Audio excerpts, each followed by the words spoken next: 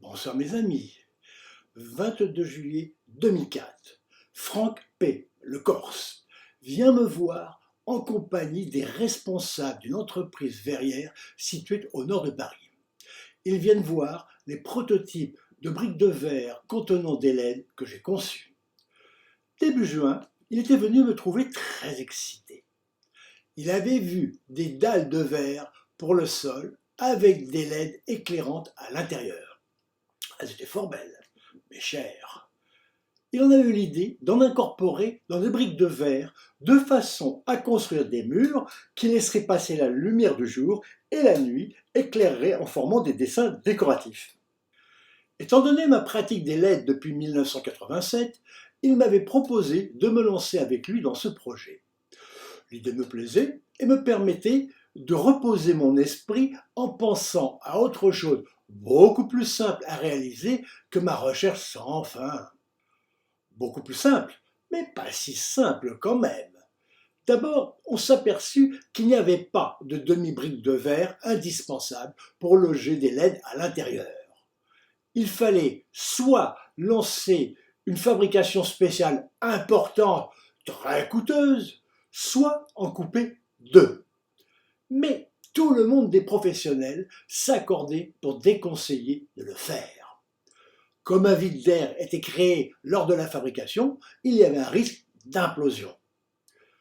Quand Franck est accroché à un projet, il ne lâche pas facilement. Et puis, implosion, explosion, ça ne fait pas peur à un Corse. Il achète quelques briques en format maximum, 30 par 30. Puis, il entreprend de les scier avec une scie rotative en poudre de diamant. Moment de tension, un peu d'inquiétude quand même. La scie attaque le verre, la lame va ouvrir tout petit. Psst, c'est tout. Ah, ces professionnels qui croient tout savoir et qui n'ont jamais vérifié leurs informations. De mon côté, j'avais pensé réaliser un grand circuit imprimé de la taille de la brique permettant de multiples combinaisons de lumière. J'arrive à réaliser des images très variées, certaines amusantes, évoquant des personnages de bande dessinée. Mais après avoir réalisé ce premier essai, je contacte le fabricant et quand j'apprends le coût trop élevé d'un circuit de cette taille, je change mon fusil d'épaule. Je m'oriente alors vers un petit circuit disposé sur une plaque translucide au centre de la brique. Cette solution, finalement, est plus souple, car elle permet de s'adapter à toutes les dimensions de briques et à pas mal de combinaisons. J'en réalise plusieurs en prototype. C'est très beau et plaît beaucoup. Mais nous manquons de moyens pour développer un tel projet. C'est pourquoi Franck a pensé le proposer à d'éventuels partenaires, et en priorité à ceux qui fabriquent les briques. Le patron et ses adjoints de l'entreprise de verrerie sont très emballés. On va faire de grandes choses ensemble. C'est gagné. Ma situation financière va enfin s'améliorer. 10 jours passent, plus de nouvelles. Franck les appelle. Ce n'est plus le même son de cloche. Sans qu'on sache vraiment pourquoi, le patron a changé d'avis et ne donne plus suite. Franck cherche alors d'autres partenaires. Mais il n'y a que 2 sociétés qui fabriquent des briques de verre en France. Plus tard, on fera un long voyage en voiture pour rendre visite au 2e fabricant installé dans les Vosges. Une entreprise vieillotte et très sale. Les jeunes cadres sont très enthousiastes et sentent bien que c'est l'avenir. Mais le patron est un vieux monsieur. Ce sera non, encore une fois. J'y ai consacré près de 5 mois d'efforts. Encore une fois, pour pas grand-chose. Franck m'a quand même dédommagé des frais et donné un peu d'argent de poche. Par contre, cette recherche m'a permis de découvrir les avancées dans les LED et m'a ouvert des horizons nouveaux qui m'ont permis de réaliser des petits tableaux avec ces nouveaux composants lumineux en explorant leurs possibilités.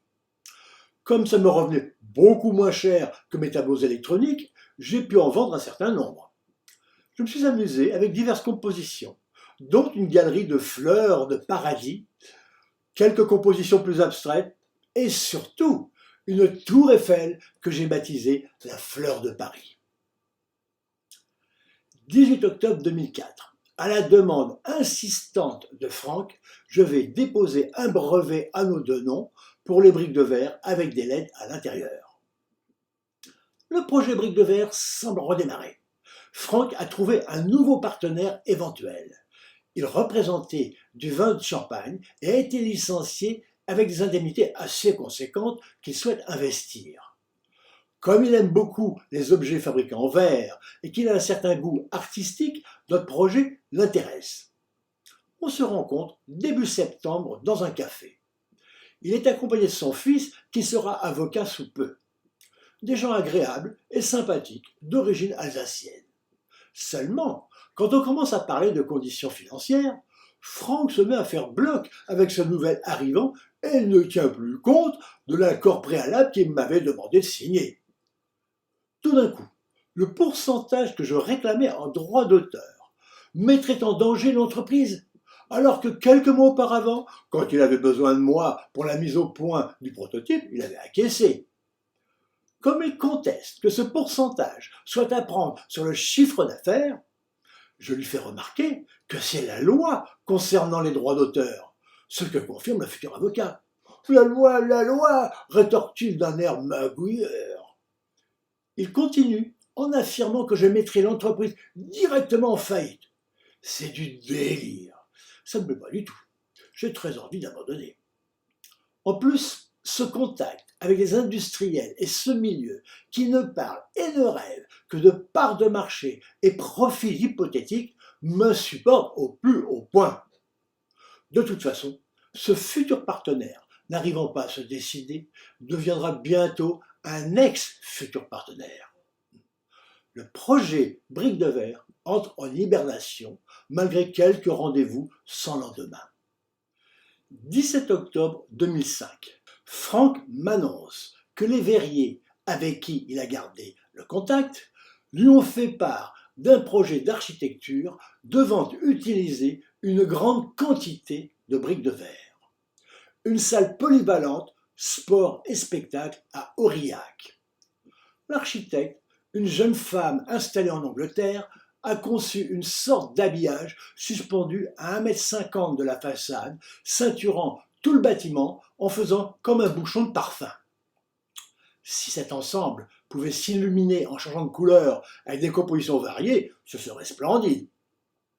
Elle semble particulièrement intéressée, mais après plusieurs études et propositions que je lui propose, elle préfère renoncer étant déjà engagée dans un budget défini. Encore un travail pour rien. 17 juillet 2008. Comme d'habitude, l'argent qui m'est nécessaire pour poursuivre mes recherches sur le son tombe du ciel, juste au moment où j'en ai besoin. Franck relance le projet de briques de verre lumineuses. On lui a présenté un nouveau partenaire, André. Ancien ingénieur en électronique, on se comprend mieux. Il a une forte expérience des grandes entreprises internationales. Il me fait une bonne impression et on sympathise rapidement. Il semble être le partenaire dont on avait besoin. Une aide européenne s'offre à nous. Je vais étudier et mettre au point un nouveau prototype, les LED ayant progressé 2004, moyennant quoi je serai défrayé régulièrement pendant les mois à venir. Finalement, le projet est abandonné. Non seulement parce que nous n'avons pas trouvé de partenaire, mais surtout à cause de la complexité de mise en œuvre dont je m'étais rendu compte dès le début et que Franck ne voulait pas entendre.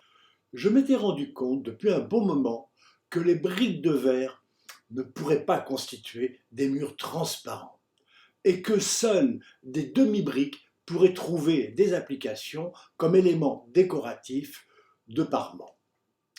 Dans cette perspective, l'utilisation des briques de verre ne s'imposait plus et je me suis orienté vers des panneaux plus grands, de 60 par 60, constitués d'un boîtier de même profondeur de 7 cm que mes tableaux électroniques, mais avec une face en verre dépoli.